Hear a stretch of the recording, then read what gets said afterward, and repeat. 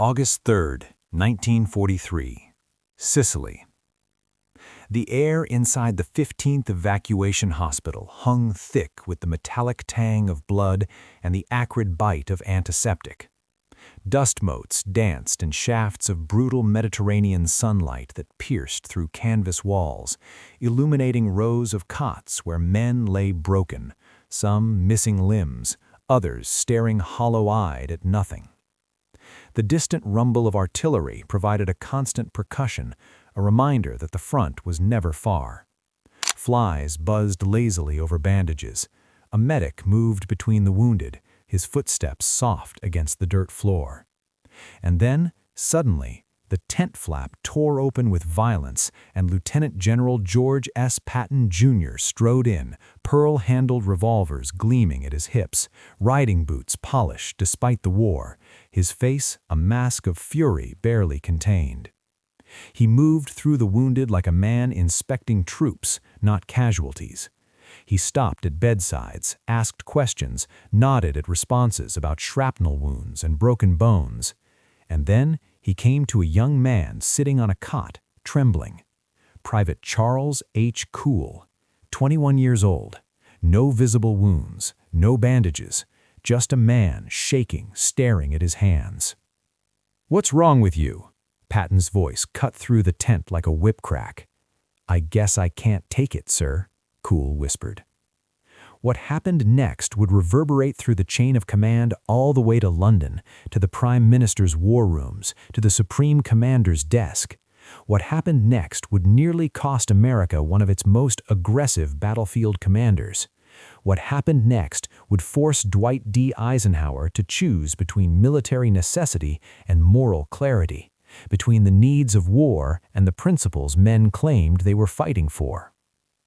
Patton struck him. Once, twice, called him a coward, threatened him with execution, pulled his pistol, not to shoot, but to terrorize, ordered the young man removed from the hospital, back to the front lines, away from the men who bled visibly, whose courage could be measured in scars. The tent fell silent. Medics froze. Wounded men turned their heads.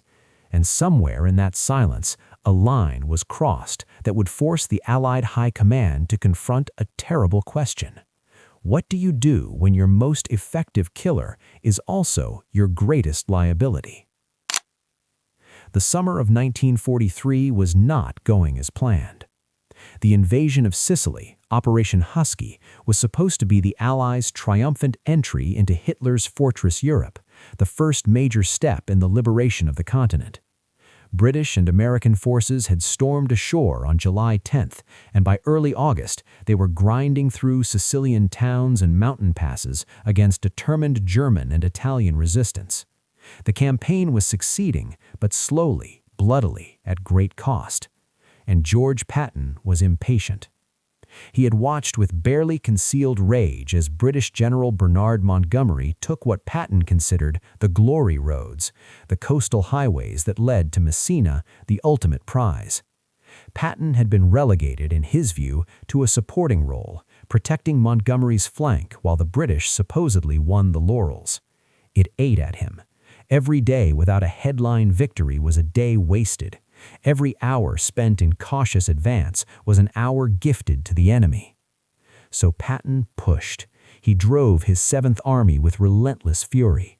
He visited frontline units personally, haranguing commanders, demanding speed, demanding aggression. He wanted to beat Montgomery to Messina. He wanted to prove that American arms could move faster, strike harder, win more decisively than their British cousins.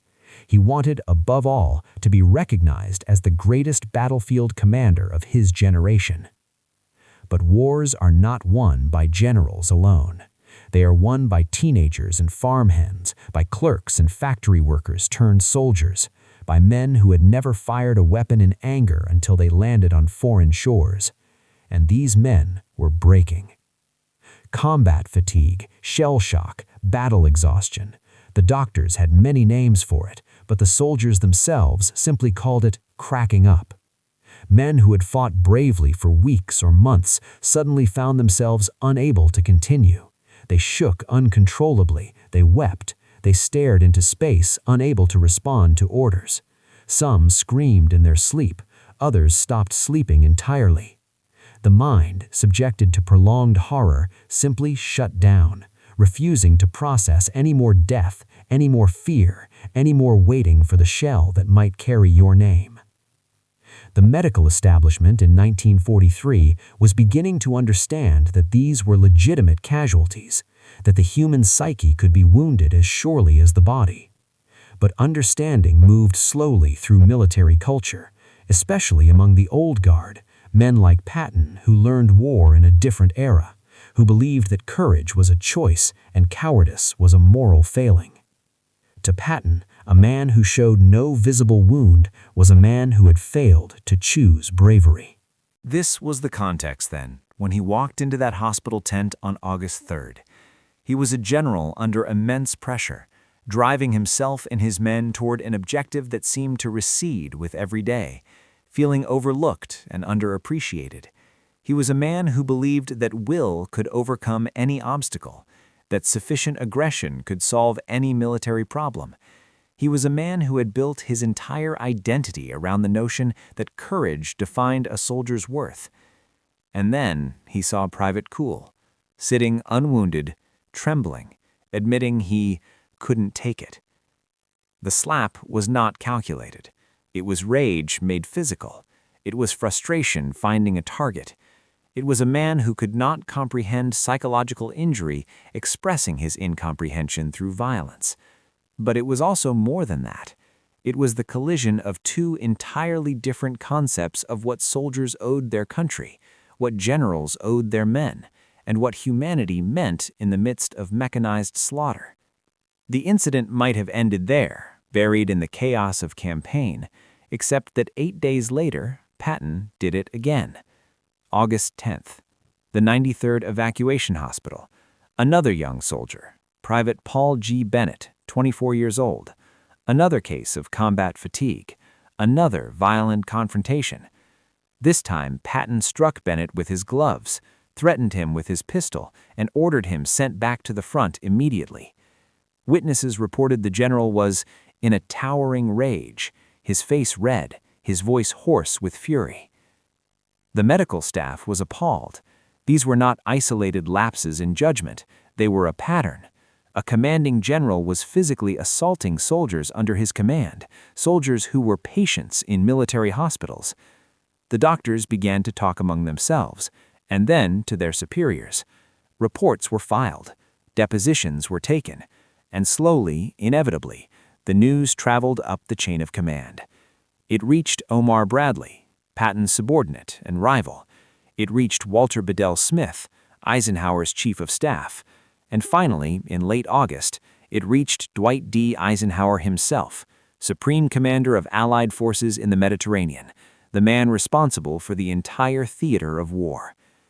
Eisenhower read the reports in his headquarters in Algiers.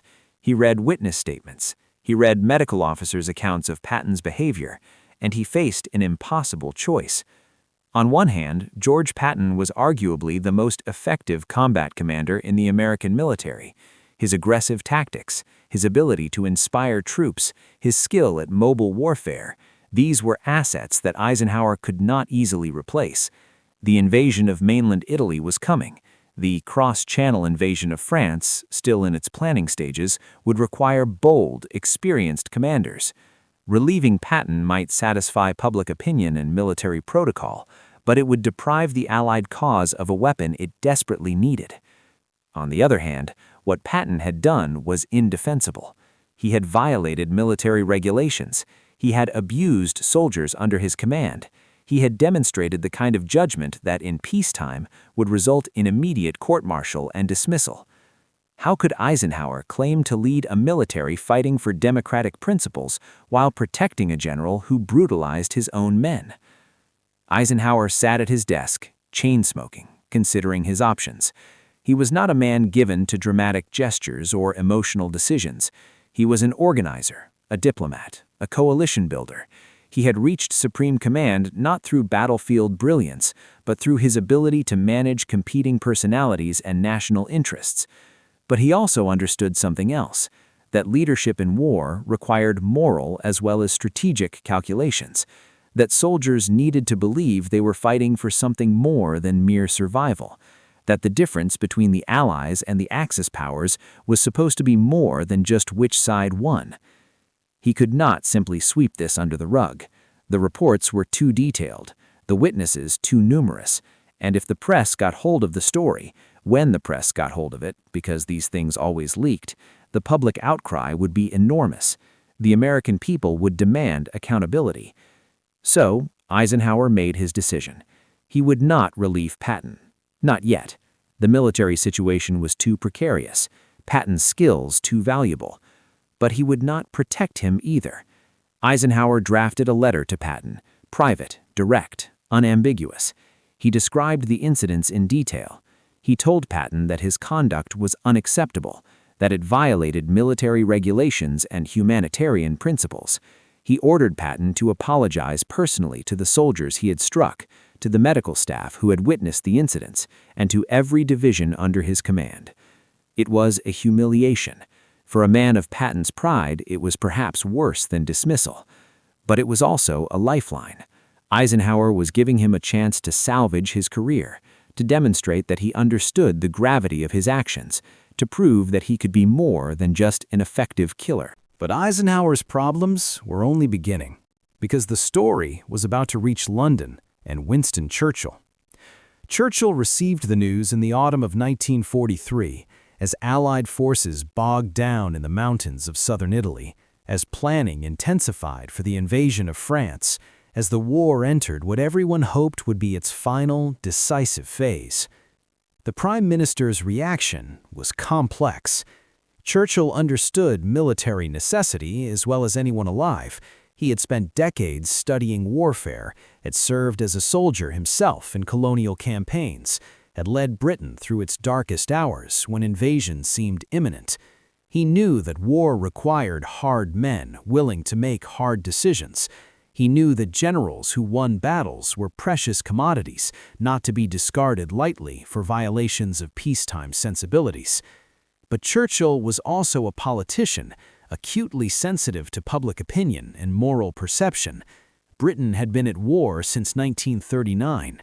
The British people had endured bombing, rationing, immense casualties.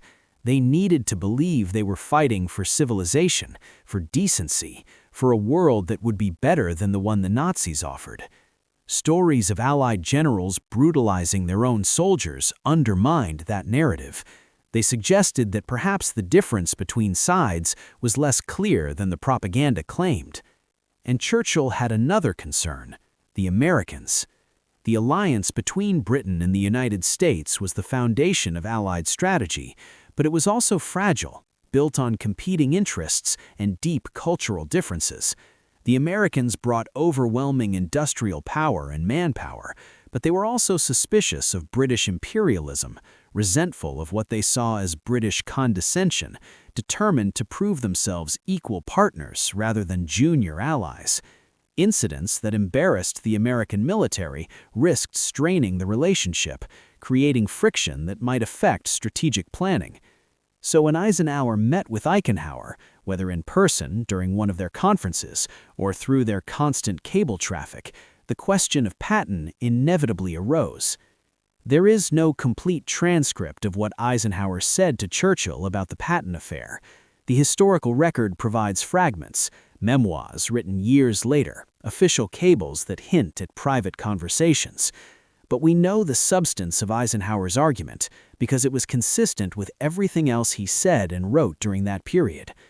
Eisenhower told Churchill that he had already disciplined Patton, that the general had been ordered to apologize and had done so, though clearly hating every moment, that Patton understood his career hung by a thread, that one more incident would end it permanently. Eisenhower argued that Patton's skills were too valuable to waste, that the coming campaigns would require his particular brand of aggressive warfare, that Allied victory might be delayed by months if they lost his services. But Eisenhower also acknowledged that what Patton had done was wrong, not just tactically unwise, but morally wrong. He did not defend the slapping incidents. He did not claim that combat fatigue was cowardice. He admitted that Patton had crossed a line, that soldiers deserved better from their commanders, that the principles the Allies claimed to fight for meant nothing if they did not govern their own conduct. Churchill listened. He asked questions. He probed Eisenhower's reasoning, and then he made his own calculation. Churchill had seen enough generals in his long career to know that military genius and personal virtue did not always coincide. He had worked with brilliant commanders who were also difficult, temperamental, even unstable. He had learned to weigh the flaws against the capabilities, to accept imperfection in service of victory. But he also insisted on certain standards. If Patton was to be retained, it must be clear that his behavior had been unacceptable, that it would not be tolerated again, that the High Command took seriously the obligation to treat soldiers humanely. The alliance could not afford to appear hypocritical, fighting fascism abroad while practicing brutality at home. So Churchill gave his assent. Patton would remain in command, for now, but both men, Churchill and Eisenhower, would be watching, and if Patton failed again, not just militarily, but morally, there would be no third chance. The conversation between Eisenhower and Churchill about Patton was not a single dramatic confrontation. It was a series of discussions, cables, carefully worded agreements reached over weeks and months. It was the machinery of coalition warfare grinding through a problem that had no perfect solution. It was two leaders trying to balance competing imperatives, victory and decency, effectiveness and humanity, the needs of the present and the judgment of history. But the conversation also revealed something fundamental about the nature of the alliance and about the American military in 1943. The United States had entered the war with certain ideas about itself. Americans believed they were fighting for democracy, for freedom, for a world organized around principles rather than power. They believed that what distinguished them from the Axis powers was not just superior strength, but superior values. The American military was supposed to be different, more egalitarian, more respectful of individual dignity, less rigid and class-bound than European armies. The Patton incidents threatened that self-image. They suggested that American generals could be just as brutal, just as indifferent to the suffering of ordinary soldiers as anyone else. They raised uncomfortable questions about whether the moral superiority Americans claimed was real or merely rhetorical. Eisenhower's handling of the situation was an attempt to affirm that the principles mattered, even in war, even when militarily inconvenient. By forcing Patton to apologize, by documenting the discipline, by making clear that such conduct was unacceptable, Eisenhower was asserting that the American military could hold itself accountable, that it could punish wrongdoing even among its most valuable officers. But he was also making a pragmatic calculation. Wars are won by fighting, and fighting requires fighters. Patton, for all his flaws, was a fighter. And in 1943, with the outcome of the war still uncertain, with the invasion of France looming, Eisenhower was not willing to sacrifice effectiveness for the sake of purity. It was a compromise, and like all compromises, it satisfied no one completely. Critics would later argue that Patton should have been relieved immediately, that his retention sent a message that generals were above the rules that governed ordinary soldiers. Defenders would argue that Eisenhower's discipline was sufficient, that Patton learned his lesson and went on to play a crucial role in Allied victory. What is certain is that the incident did not remain private. By November 1943, the story had leaked to the press. Radio commentator Drew Pearson broke it on his national broadcast, and suddenly the entire country was debating what had happened in those hospital tents in Sicily. Congressional representatives demanded investigations. Veterans organizations called for Patton's dismissal. Editorial pages split along predictable lines, some defending military necessity, others demanding accountability. Eisenhower was forced to defend his decision publicly. He issued statements emphasizing that Patton had been disciplined, that the incidents were isolated, that the general remained an effective commander. He endured criticism from multiple directions, from those who thought he had been too lenient, and from those who thought the entire affair was a distraction from the serious business of winning the war. And Patton himself, he spent the winter of 1943-44 in a kind of limbo, still technically in command, but sidelined from active operations, aware that his reputation had been severely damaged, uncertain whether he would ever be trusted with a major command again. He gave his apologies, though witnesses reported they were stiff and resentful. He wrote in his diary about the unfairness of it all, about how soft modern soldiers had become, about how in his day men were expected to endure hardship without complaint.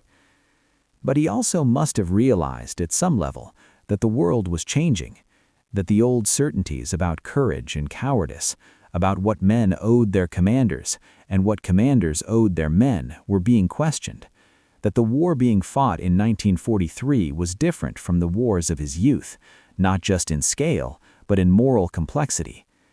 The symbolic weight of those slaps echoed far beyond the individuals involved.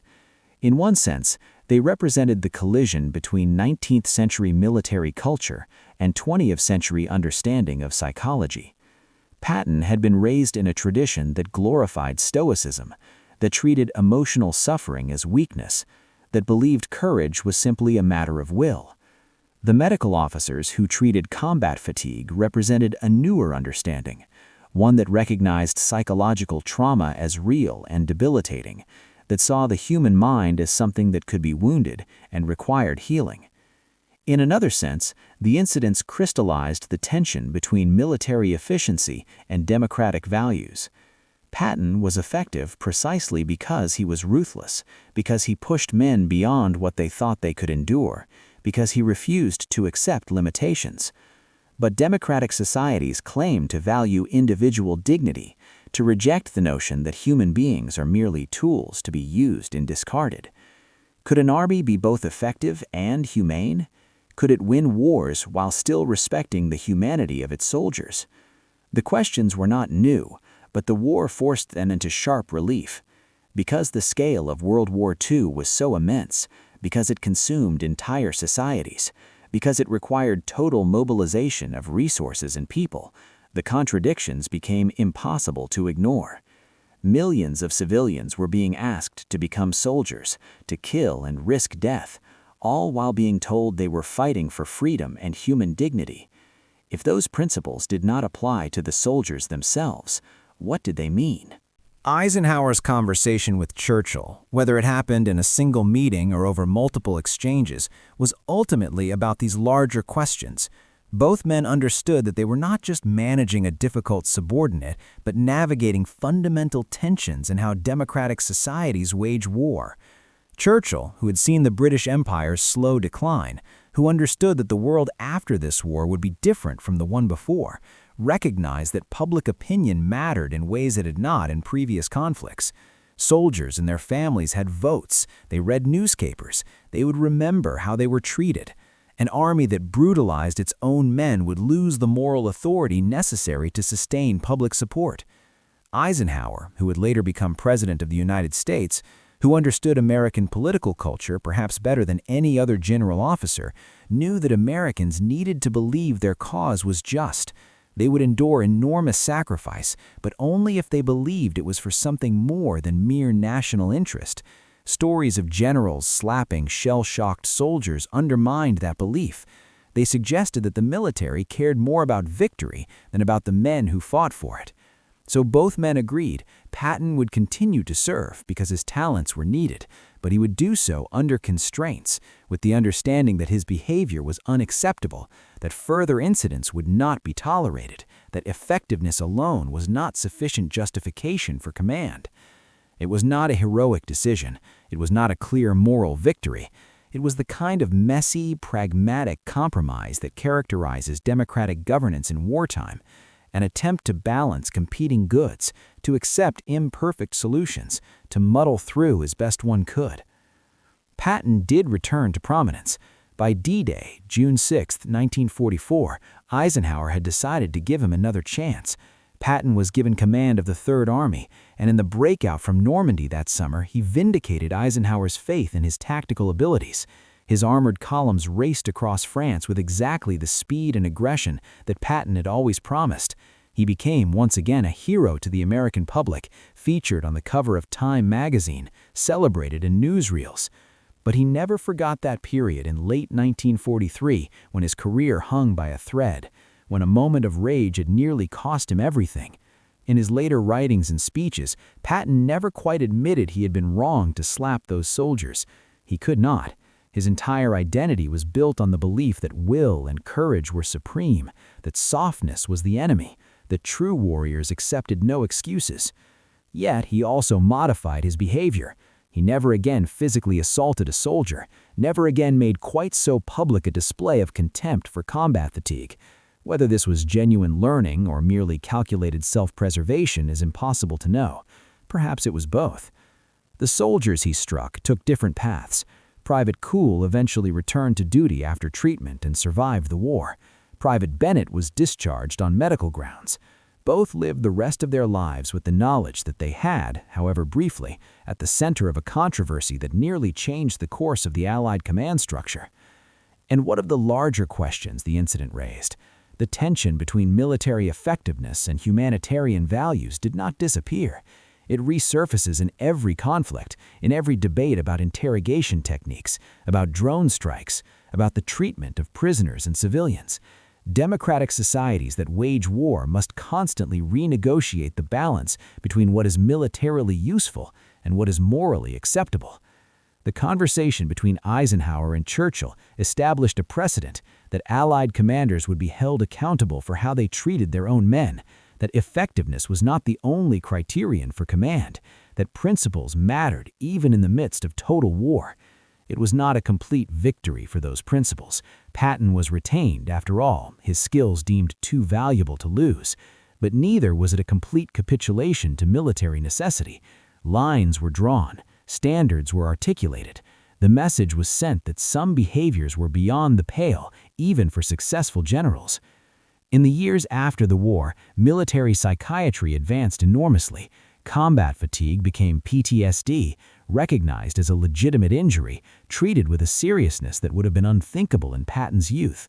The understanding that warfare traumatizes not just bodies but minds became accepted medical and military doctrine. Soldiers suffering psychological wounds received treatment rather than contempt. This change did not happen because of the Patton slapping incident specifically, but those incidents were part of the larger shift in consciousness. They highlighted the human cost of refusing to acknowledge psychological injury. They demonstrated that the old attitudes, that emotional suffering was merely weakness, that courage was only a matter of will, were not just wrong, but actively harmful. Eisenhower understood this, perhaps better than most of his contemporaries. He had not been a combat soldier in the First World War.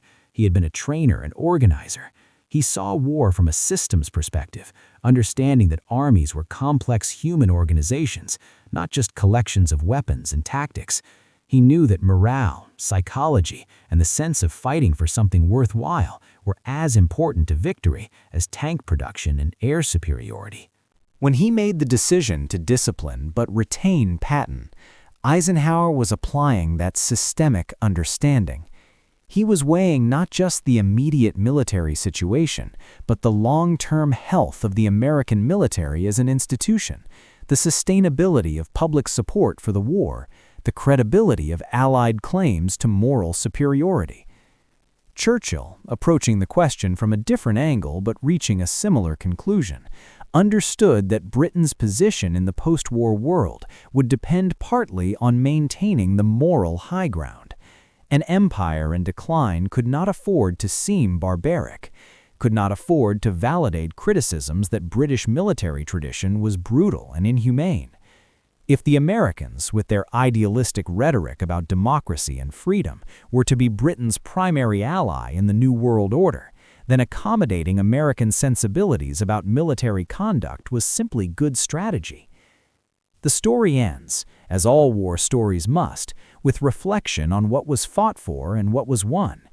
Those two slaps in Sicilian hospital tents, those moments of rage that took seconds to happen and months to resolve, were about more than one general's temper or two soldiers' suffering.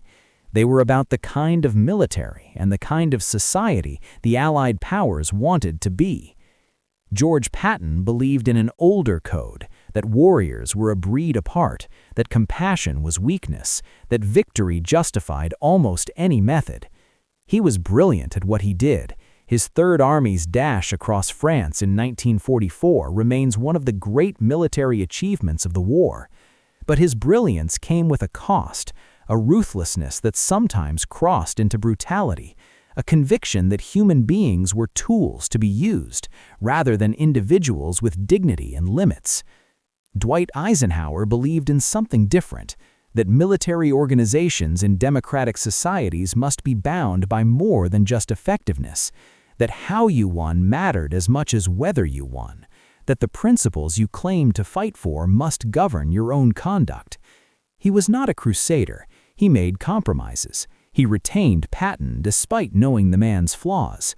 But he also drew lines, articulated standards, insisted that there were limits even in the midst of total war. What Eisenhower said to Churchill in all those cables and conversations was ultimately this: we need our killers, but we will not let them become tyrants. We need aggressive commanders, but we will not abandon the principles that distinguish us from our enemies. We will win this war, but we will try, however imperfectly, to remain worthy of winning it. It was not a perfect answer. There were no perfect answers in a war that killed 60 million people, that destroyed entire cities, that revealed depths of human cruelty that still haunt the imagination. But it was an attempt, at least, to maintain some connection between means and ends, between military necessity and moral responsibility. And perhaps that is all any society at war can hope for, not mortal perfection, not the elimination of all brutality and error, but the sustained effort to remember what is being fought for, to hold accountable even valuable officers when they violate fundamental principles, to insist that effectiveness is not the only measure of leadership.